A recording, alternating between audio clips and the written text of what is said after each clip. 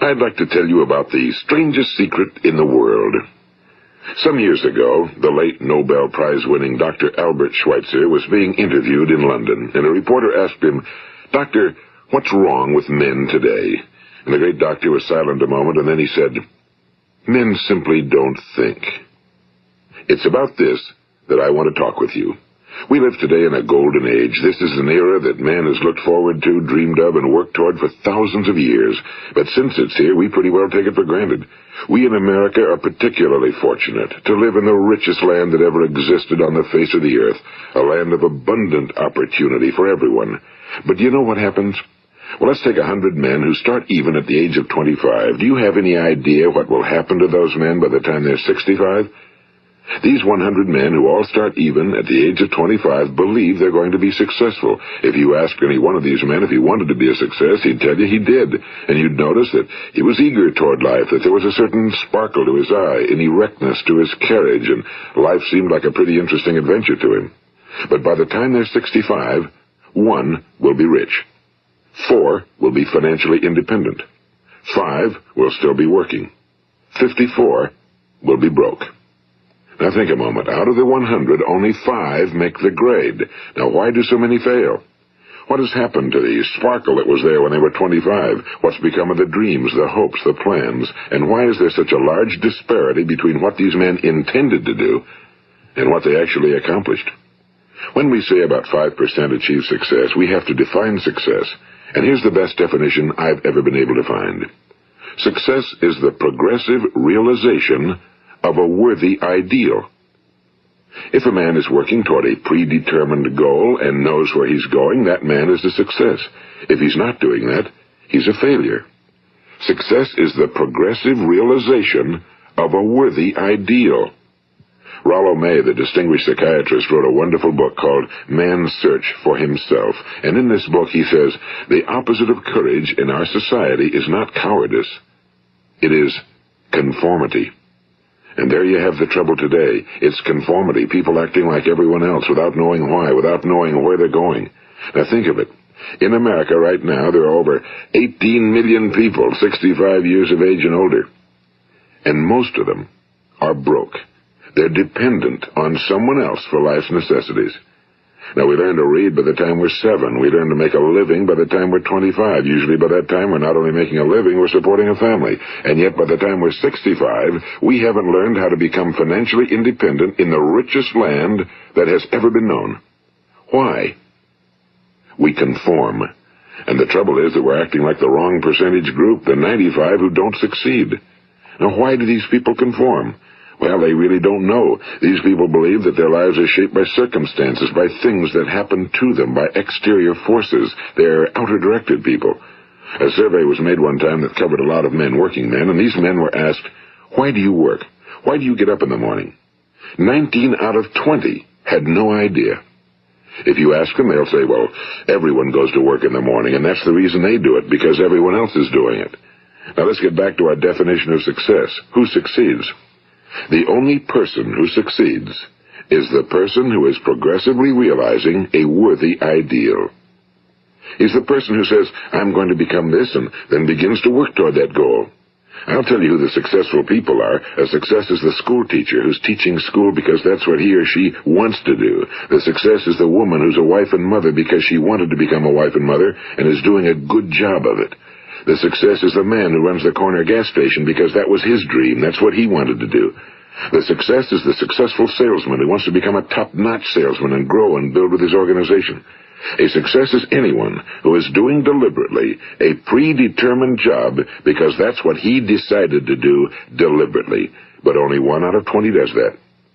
That's why today there isn't really any competition unless we make it for ourselves. Instead of competing, all we have to do is create.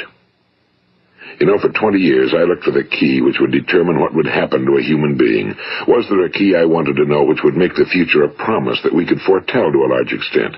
Was there a key that would guarantee a person's becoming successful if he only knew about it and knew how to use it? Well, there is such a key, and I've found it. Have you ever wondered why so many men work so hard and honestly without ever achieving anything in particular, and others don't seem to work hard and yet seem to get everything? They seem to have the magic touch. You've heard them say that about someone. Everything he touches turns to gold. And have you ever noticed that a man who becomes successful tends to continue to become successful? And on the other hand, have you noticed how a man who's a failure tends to continue to fail? Well, it's because of goals. Some of us have goals, some don't. People with goals succeed because they know where they're going. It's that simple. Think of a ship leaving a harbor, and think of it with the complete voyage mapped out and planned. The captain and crew know exactly where it's going and how long it'll take. It has a definite goal. Now, 9,999 times out of 10,000, it will get to where it started out to get. Now, let's take another ship, just like the first, only let's not put a crew on it or a captain at the helm. Let's give it no aiming point, no goal, no destination. We just start the engines and let it go.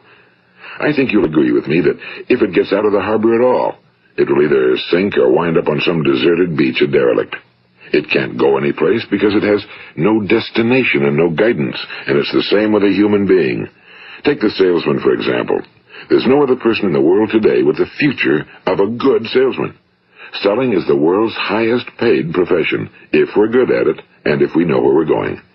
Every company needs top-notch salesmen, and they reward those men. The sky's the limit for them. But how many can you find? Someone once said the human race is fixed, not to prevent the strong from winning, but to prevent the weak from losing. The American economy today can be likened to a convoy in time of war. The entire economy is slowed down to protect its weakest link, just as the convoy had to go at the speed that would permit its slowest vessel to remain in formation. That's why it's so easy to make a living today. It takes no particular brains or talent to make a living and support a family today. So we have a plateau of so-called security, if that's what a person's looking for. But we do have to decide how high above this plateau we want to aim. Now let's get back to the strangest secret in the world, the story that I wanted to tell you today. Why do men with goals succeed in life and men without them fail? Well, let me tell you something which, if you really understand it, will alter your life immediately. If you understand completely what I'm going to tell you from this moment on, your life will never be the same again. You will suddenly find that good luck just seems to be attracted to you. The things you want just seem to fall in line, and from now on you won't have the problems, the worries, the gnawing lump of anxiety that perhaps you've experienced before. Doubt, fear, well, they'll be things of the past. Here's the key to success and the key to failure. We become what we think about. Now let me say that again. We become what we think about. Throughout all history, the great wise men and teachers, philosophers and prophets have disagreed with one another on many different things. It's only on this one point that they are in complete and unanimous agreement. Listen to what Marcus Aurelius, the great Roman emperor, said. A man's life is what his thoughts make of it. Disraeli said this. Everything comes if a man will only wait. I've brought myself by long meditation to the conviction that a human being with a settled purpose must accomplish it, and that nothing can resist a will that will stake even existence for its fulfillment. Ralph Waldo Emerson said this, a man is what he thinks about all day long. William James said, the greatest discovery of my generation is that human beings can alter their lives by altering their attitudes of mind. And he also said, we need only in cold blood act as if the thing in question were real, and it will become infallibly real by growing into such a connection with our life that it will become real. It will become so knit with habit and emotion that our interest in it will be those which characterize belief. And he also said, if you only care enough for a result, you will almost certainly attain it. If you wish to be rich, you will be rich. If you wish to be learned, you will be learned. If you wish to be good, you will be good. Only you must then really wish these things, and wish them exclusively, and not wish at the same time 100 other incompatible things just as strongly. In the Bible, you read in Mark 9:23, if thou canst believe, all things are possible to him that believeth. My old friend Dr. Norman Vincent Peale put it this way, this is one of the greatest laws in the universe. Fervently do I wish I had discovered it as a very young man. It dawned upon me much later in life, and I found it to be one of the greatest, if not my greatest discovery outside of my relationship to God. The great law, briefly and simply stated, is that if you think in negative terms, you will get negative results. If you think in positive terms, you will achieve positive results. That is the simple fact, he went on to say, which is at the basis of an astonishing law of prosperity and success. In 3 words, believe and succeed. William Shakespeare put it this way: our doubts are traitors and make us lose the good we oft might win by fearing to attempt. George Bernard Shaw said, people are always blaming their circumstances for what they are. I don't believe in circumstances. The people who get on in this world are the people who get up and look for the circumstances they want, and if they can't find them, make them. Well, it's pretty apparent, isn't it? And every person who discovered this for a while believed that he was the first one to work it out. We become what we think about. Now, it stands to reason that a person who's thinking about a concrete and worthwhile goal is going to reach it, because that's what he's thinking about, and we become what we think about. Conversely, the man who has no goal, who doesn't know where he's going, and whose thoughts must therefore be thoughts of confusion and anxiety and fear and worry, becomes what he thinks about. His life becomes one of frustration and fear and anxiety and worry. And if he thinks about nothing, he becomes nothing. Now, how does it work? Why do we become what we think about? Well, I'll tell you how it works as far as we know. Now, to do this, I want to tell you about a situation that parallels the human mind. Suppose a farmer has some land, and it's good fertile land. Now, the land gives the farmer a choice. He may plant in that land whatever he chooses. The land doesn't care. It's up to the farmer to make the decision. Now, remember, we're comparing the human mind with the land because the mind, like the land, doesn't care what you plant in it. It will return what you plant, but it doesn't care what you plant. Now let's say that the farmer has 2 seeds in his hand. One is a seed of corn, the other is nightshade, a deadly poison. He digs 2 little holes in the earth and he plants both seeds, one corn, the other nightshade. He covers up the holes, waters, and takes care of the land, and what will happen? Invariably the land will return what's planted. As it's written in the Bible, as ye sow, so shall ye reap. Now remember, the land doesn't care. It'll return poison in just as wonderful abundance as it will corn. So up come the 2 plants, one corn, one poison. Now, the human mind is far more fertile, far more incredible and mysterious than the land, but it works the same way. It doesn't care what we plant. Success, failure. A concrete, worthwhile goal, or confusion. Misunderstanding, fear, anxiety, and so on. But what we plant, it must return to us. You see, the human mind is the last great unexplored continent on Earth. It contains riches beyond our wildest dreams. It will return anything we want to plant. Now, you might say, well, if that's true, why don't people use their minds more?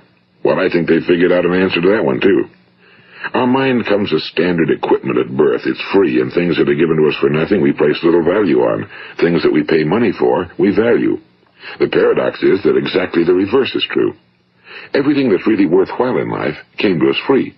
Our minds, our souls, our bodies, our hopes, our dreams, our ambitions, our intelligence, our love of family and children and friends and country, all these priceless possessions are free. But the things that cost us money are actually very cheap and can be replaced at any time.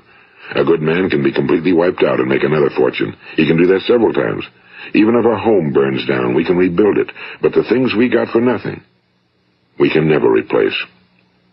The human mind isn't used because we take it for granted. Familiarity breeds contempt. It can do any kind of job we assign to it, but generally speaking, we use it for little jobs instead of big, important ones. Universities have proved that most of us are operating on about 10% or less of our abilities.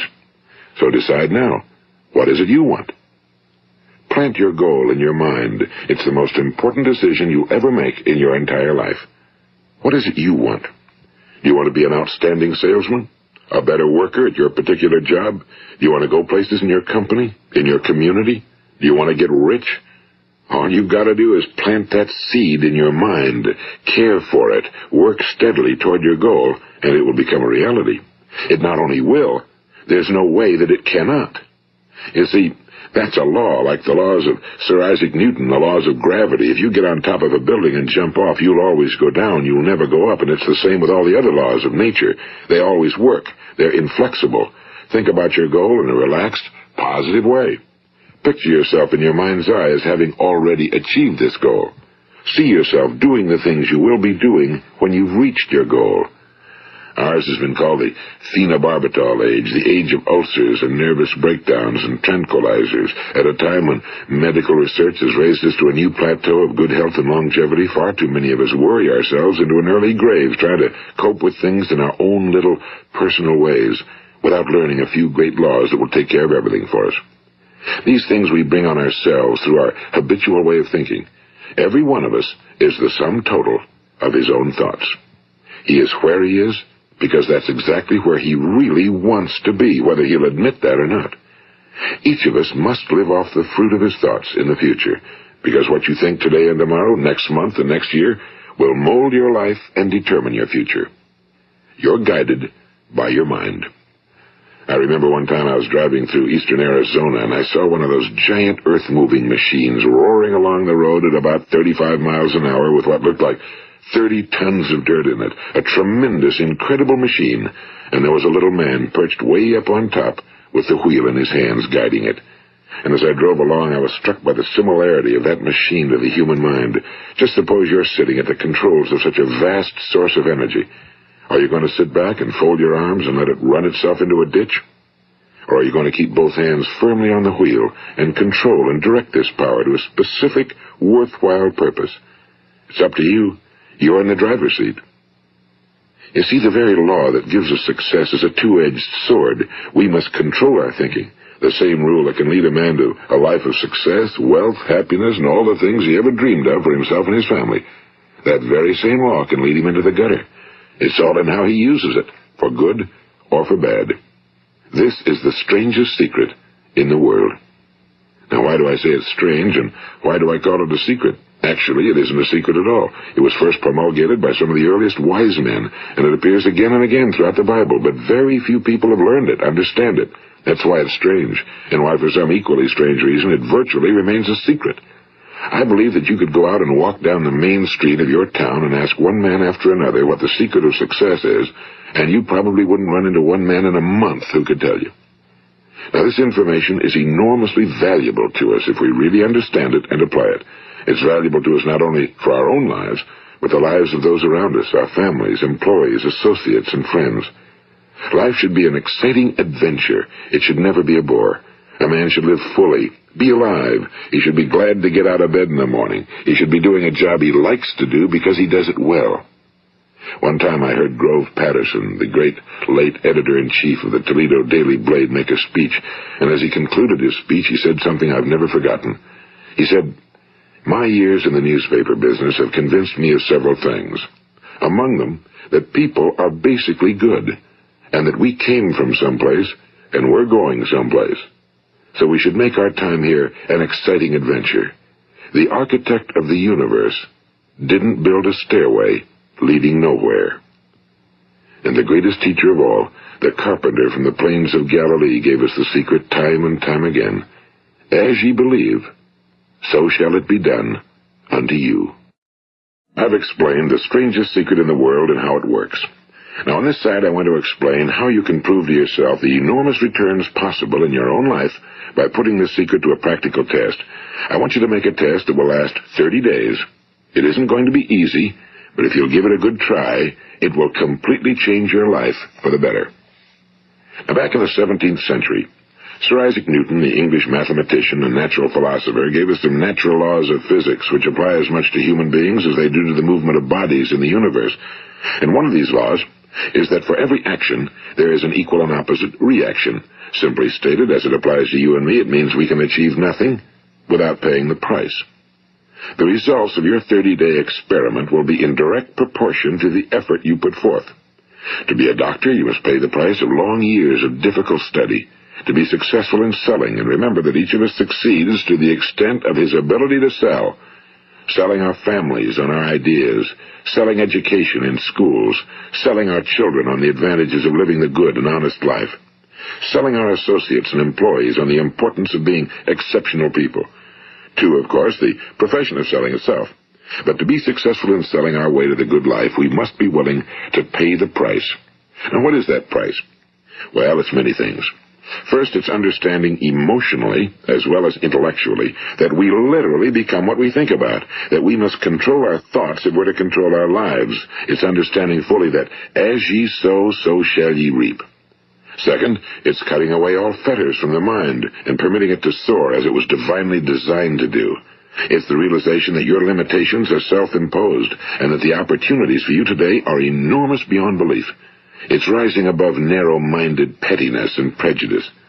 And third, it's using all your courage to force yourself to think positively on your own problem, to set a definite and clearly defined goal for yourself, to let your marvelous mind think about your goal from all possible angles, to let your imagination speculate freely upon many different possible solutions, to refuse to believe that there are any circumstances sufficiently strong to defeat you in the accomplishment of your purpose, to act promptly and decisively when your course is clear, and to keep constantly aware of the fact that you are, at this moment, standing in the middle of your own acres of diamonds, as Russell Conwell used to point out.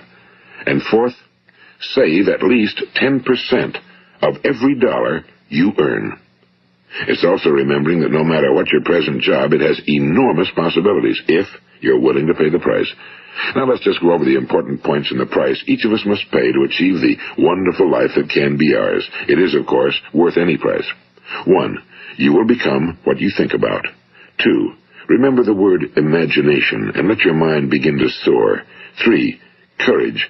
Concentrate on your goal every day. 4. Save 10% of what you earn. And 5. Action. Ideas are worthless unless we act on them. Now, I'll try to outline the 30-day test I want you to make. Keep in mind that you have nothing to lose by making this test and everything you could possibly want to gain. There are 2 things that may be said of everyone. Each of us wants something, and each of us is afraid of something. I want you to write on a card what it is you want more than anything else.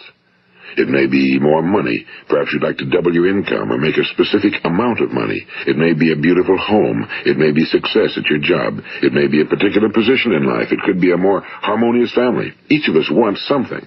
Now write down on your card specifically what it is you want. Make sure it's a single goal and clearly defined. You needn't show it to anyone, but carry it with you so that you can look at it several times a day. Think about it in a cheerful, relaxed, positive way each morning when you get up, and immediately you have something to work for, something to get out of bed for, something to live for. Look at it every chance you get during the day and just before going to bed at night. And as you look at it, remember that you must become what you think about, and since you're thinking about your goal, you realize that soon it will be yours. In fact, it's yours really the moment you write it down and begin to think about it. Look at the abundance all around you as you go about your daily business. You have as much right to this abundance as any other living creature. It's yours for the asking. Now we come to the difficult part. Difficult because it means the formation of what is probably a brand new habit, and new habits are not easily formed. Once formed, however, it will follow you for the rest of your life. Stop thinking about what it is you fear. Each time a fearful or negative thought comes into your consciousness, replace it with a mental picture of your positive and worthwhile goal. And there will come times when you'll feel like giving up. It's easier for a human being to think negatively than positively. That's why only 5% are successful. You must begin now to place yourself in that group. For 30 days, you must take control of your mind. It will think about only what you permit it to think about. Each day for this 30-day test, do more than you have to do. In addition to maintaining a cheerful, positive outlook, give of yourself more than you've ever done before. Do this knowing that your returns in life must be in direct proportion to what you give. The moment you decide on a goal to work toward, you're immediately a successful person. You are then in that rare and successful category of people who know where they're going. Out of every 100 people, you belong to the top 5. Don't concern yourself too much with how you're going to achieve your goal. Leave that completely to a power greater than yourself. All you have to do is know where you're going. The answers will come to you of their own accord and at the right time. Remember these words from the Sermon on the Mount, and remember them well. Keep them constantly before you this month of your test. Ask, and it shall be given you. Seek, and ye shall find. Knock, and it shall be opened unto you. For every one that asketh receiveth, and he that seeketh findeth, and to him that knocketh it shall be opened. It's as marvelous and as simple as that. In fact, it's so simple that in our seemingly complicated world, it's difficult for an adult to understand that all he needs is a purpose and faith. For 30 days, do your very best. If you're a salesman, go at it as you've never done before, not in a hectic fashion, but with the calm, cheerful assurance that time well spent will give you the abundance in return you deserve and want. If you're a homemaker, devote your 30-day test to completely giving of yourself without thinking about receiving anything in return, and you'll be amazed at the difference it makes in your life. No matter what your job, do it as you've never done it before for 30 days. And if you've kept your goal before you every day, you'll wonder and marvel at this new life you've found.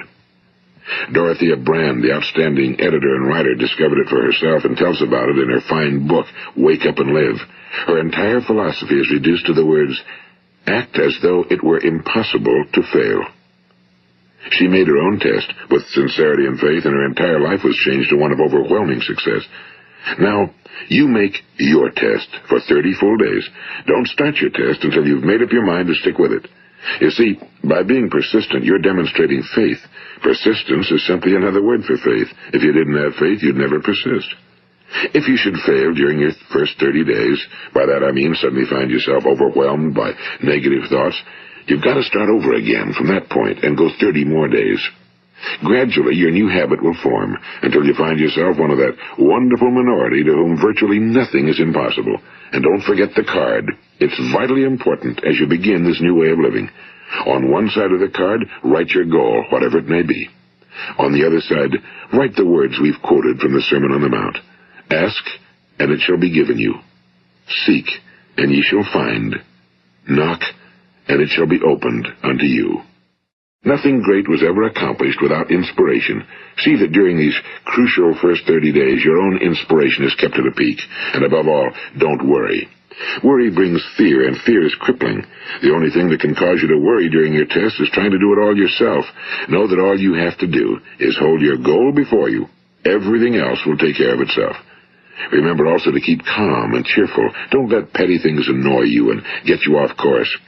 Now, since making this test is difficult, some will say, why should I bother? Well, look at the alternative. No one wants to be a failure. No one really wants to be a mediocre individual. No one wants a life constantly filled with worry and fear and frustration. Therefore, remember that you must reap that which you sow. If you sow negative thoughts, your life will be filled with negative things. If you sow positive thoughts, your life will be cheerful, successful, and positive. Now, gradually, you will have a tendency to forget what you've heard on this recording. Play it often.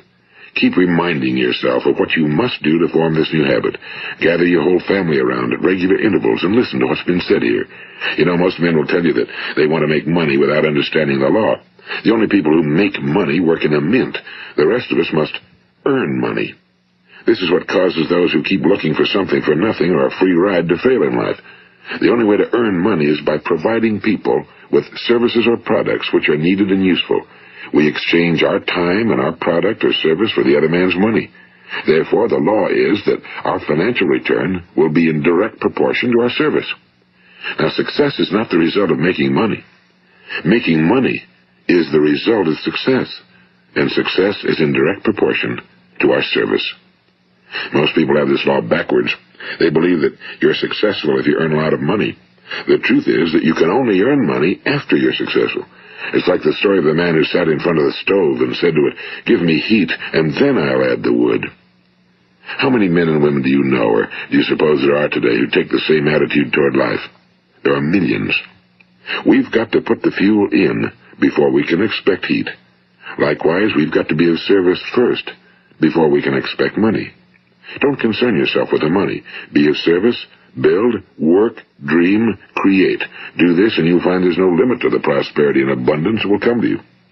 Prosperity, you know, is founded upon a law of mutual exchange. Any person who contributes to prosperity must prosper in turn himself.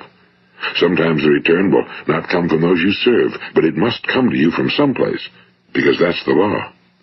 For every action, there is an equal and opposite reaction.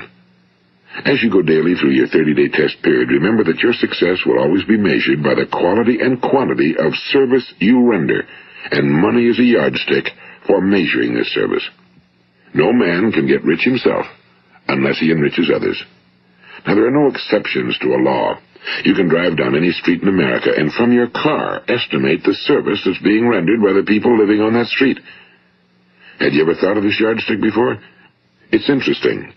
Some, like ministers and priests and other devoted people, measure their returns in the realm of the spiritual, but again, their returns are equal to their service. Once this law is fully understood, any thinking person can tell his own fortune. If he wants more, he must be of more service to those from whom he receives his return. If he wants less, he has only to reduce his service. This is the price you must pay for what you want. If you believe you can enrich yourself by deluding others, you can end only by deluding yourself. It may take some time, but just as surely as you breathe, you'll get back what you put out. Don't ever make the mistake of thinking you can avert this. It's impossible. The prisons and the streets where the lonely walk are filled with people who tried to make new laws just for themselves. We may avoid the laws of man for a while, but there are greater laws that cannot be broken. An outstanding medical doctor recently pointed out 6 steps that will help you realize success. 1. Set yourself a definite goal. 2. Quit running yourself down. 3.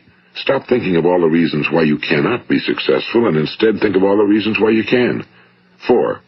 Trace your attitudes back through your childhood and try to discover where you first got the idea you couldn't be successful, if that's the way you've been thinking. 5. Change the image you have of yourself by writing out a description of the person you would like to be. And 6. Act the part of the successful person you have decided to become. The doctor who wrote those words is a noted West Coast psychiatrist, Dr. David Harold Fink. Do what the experts since the dawn of recorded history have told you must do. Pay the price by becoming the person you want to become. It's not nearly as difficult as living unsuccessfully. Make your 30-day test, then repeat it again, and each time it will become more a part of you until you'll wonder how you could ever have lived any other way.